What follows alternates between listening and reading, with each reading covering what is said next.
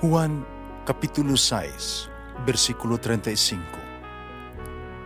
Si Jesus miingon kanila, "Ako mao ang pan nga naghatag sa kinabuhi.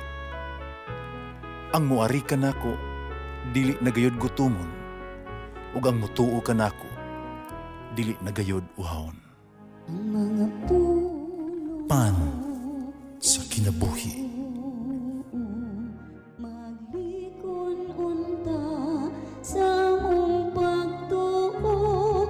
Gagakakabi sa pagtuman sa imong mahal nga kasuguan. Ang Ginoo manaakan ninyo, ang Santos Ebanghelyo sumala ni San Juan.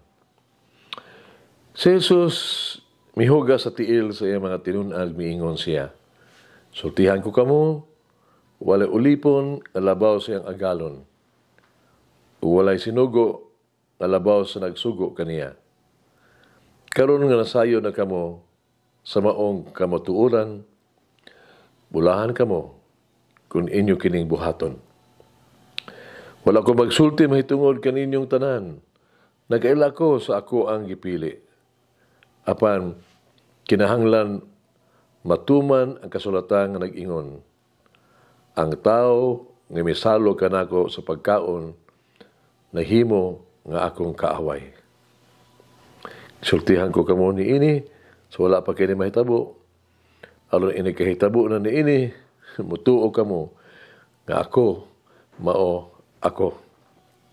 Sultihan ko kamo, ang mudawat kang bisan kinsa, nga akong ipadala, mudawat usab kanako.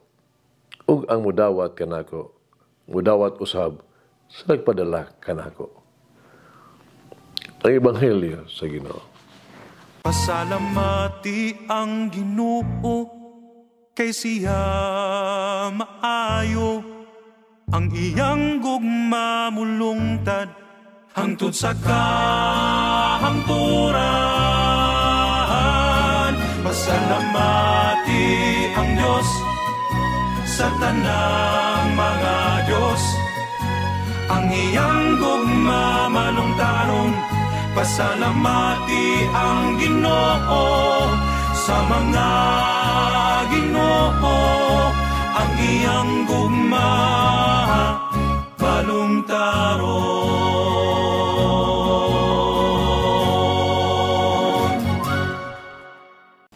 Ang Ebanghelyo karon ng adlaw ng hulagway sa relasyon tali sa agalon ug sa mga sulugoon. Si Jesus naghatag og panag-ingnan kanato, pinagis paghugas sa tiil sa mga apostoles, no? Naghatag nato ni ana sa kautuuran sa relasyon sa agalon, nga agalon labaw pa sa sulugoon. Sa katapusang bahin sa Ebanghelyo, no? Pinaminaw pag-ayo, di-calibrate, no? Gipahiuyon ni Jesus ang ipadayang iyang posisyon ba, pinagi sa bag-ong pahayag.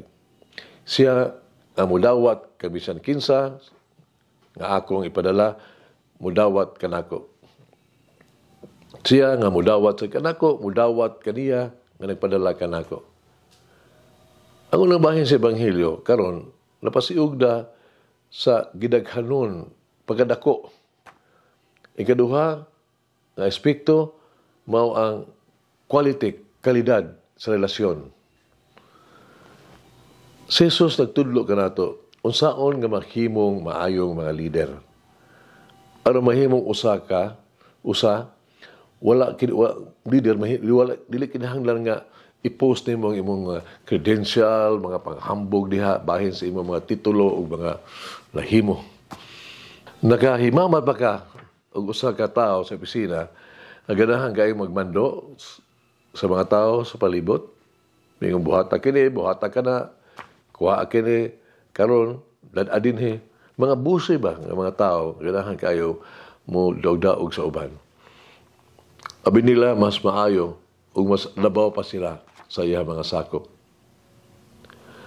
Ang mga tao nga nabalaka sa ranggo o promosyon, nagtanaw sa uban, igon nilag stepping stone, galamiton alon sa ilahang pagka-promote.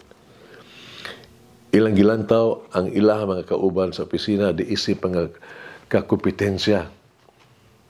Sila mubati nga walay kasiguruan na hasol sa ilang mga diha ng uban mapromota aron mahimong maayo mga leader, manginahanglan o kinaiya nga adunay mas lapad nga panlantaw labaw pa sa istruktura sa kumpanya.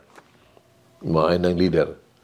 Mahibalaan niya ang usa ka leader nato, usa ka leader ang katuyuan sa kampanya.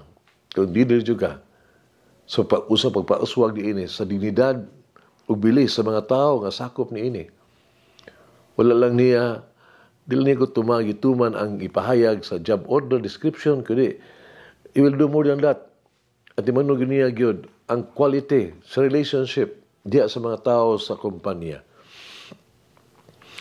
Siya mag-alagad kanunay kanila uban sa tumang kamagyahatagon sa dugang nga magpasiug na siya mga usa ka mahigugmaon kaayo nga mga mahigalaon, create an environment of love, no? Diha sa opisina. Ipaniguron niya nga mahibalaan niya ang tanan, mailan niya ang tanan, ilang mga tahas, no? O ang lugar nga makatampo sila sa kampanya sa kalampusan niini. Alang kaniya ang mga ranggo o kaning reposisyon may mga timaan sa ilahang mga tahas o katungdanan.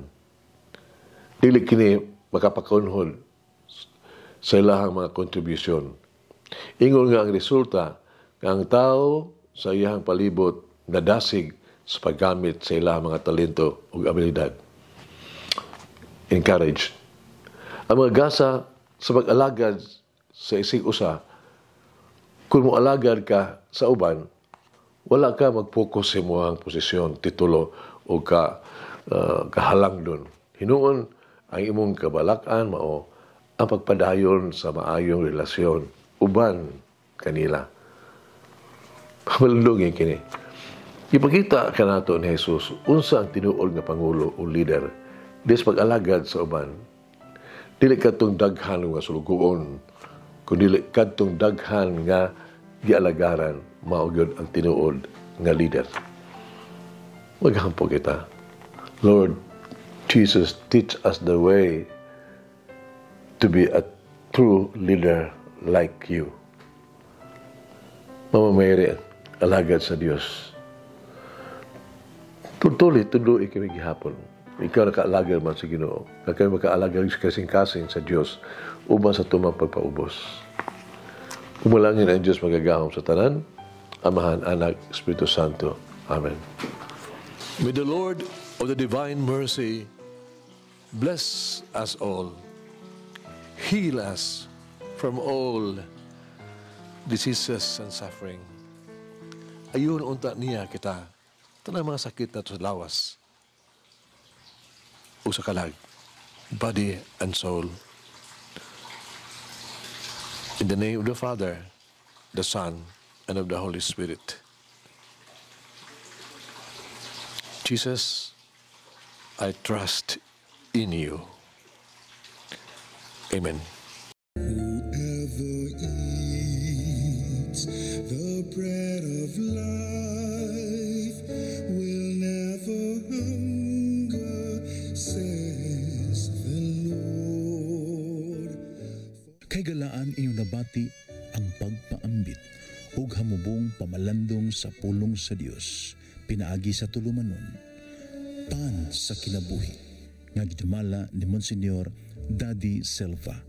Hangtod na usab sa sunod higayon, daghang salamat.